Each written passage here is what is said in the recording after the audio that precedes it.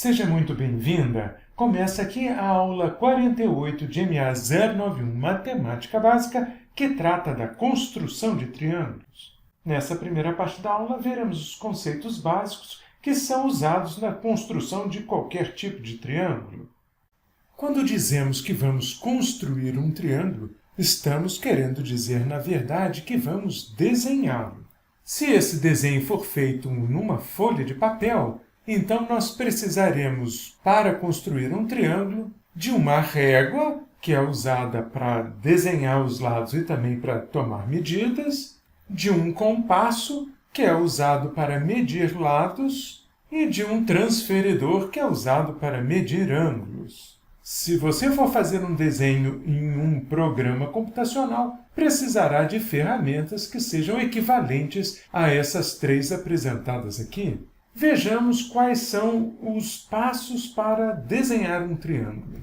O primeiro passo do traçado de um triângulo consiste, em geral, em desenhar um lado na horizontal. Esse lado é o segmento AB verde mostrado aqui na figura. Esse primeiro lado é a base do triângulo, de tal forma que o triângulo vai ficar sempre acima do lado.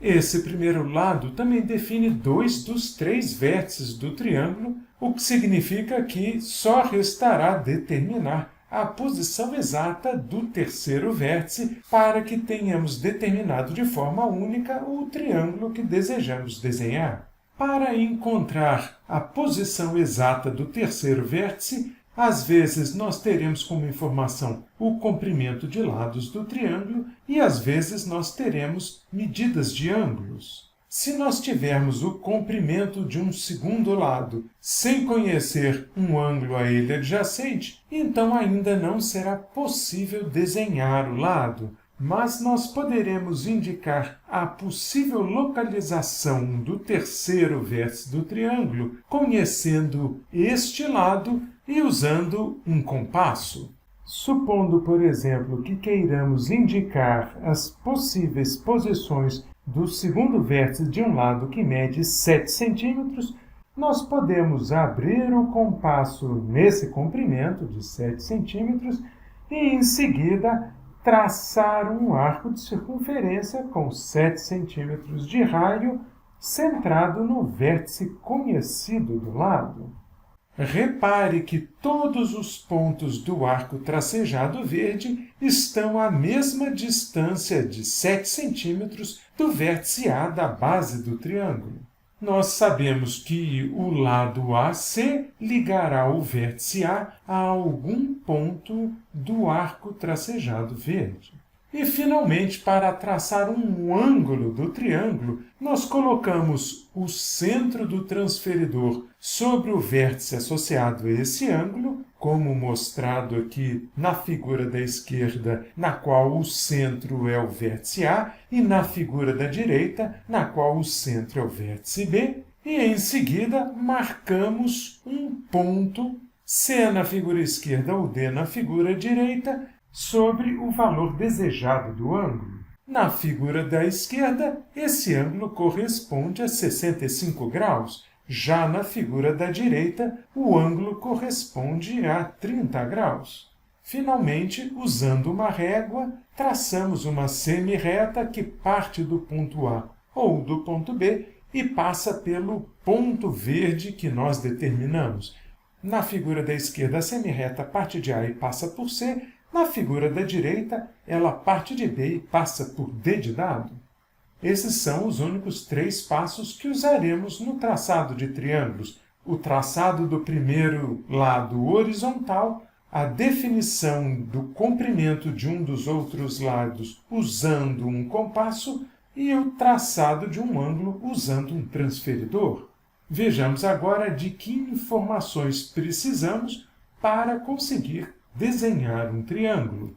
Sabemos que um triângulo possui 6 medidas. As medidas de 3 lados, representados na figura aqui pelas letras minúsculas A, B e C, e as medidas de 3 ângulos internos, representados pelas letras maiúsculas com acento circunflexo. Mas, apesar de um triângulo possuir 6 medidas, conhecendo 3 medidas convenientemente escolhidas, já somos capazes de traçá-lo. E quais são as possibilidades de reunirmos 3 medidas de um triângulo? Naturalmente, podemos conhecer, por exemplo, os 3 lados. Também é possível conhecer 2 lados adjacentes e um ângulo que não está compreendido entre esses 2 lados. Na figura, nós poderíamos conhecer os lados BC e o ângulo C-chapéu, por exemplo. Também podemos conhecer de um triângulo as medidas de 2 lados e do ângulo compreendido entre eles. Um exemplo na figura seria conhecer os lados B e C, assim como o ângulo A-chapéu. Ainda poderíamos conhecer do triângulo as medidas de 2 ângulos e de um lado não compreendido entre esses ângulos. Por exemplo, poderíamos conhecer os ângulos B e C e o lado C minúsculo, que não está entre esses ângulos. Também podemos conhecer 2 ângulos e o lado compreendido entre eles. Olhando para a figura, uma alternativa seria conhecermos os ângulos A-chapéu e B-chapéu e o lado C minúsculo. E, finalmente, poderíamos conhecer do triângulo todos os seus ângulos internos, mas não conhecer nenhum dos lados.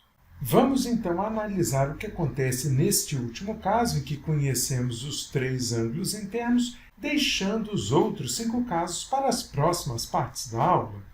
Vamos imaginar uma situação na qual conheçamos 3 ângulos de medidas 50, 70 e 60 e queiramos traçar um triângulo com esses ângulos internos. De fato, observando aqui a figura, notamos que há 2 triângulos nela que satisfazem essa condição. Em primeiro lugar, temos aqui o triângulo azul com vértices A, B1 e C1.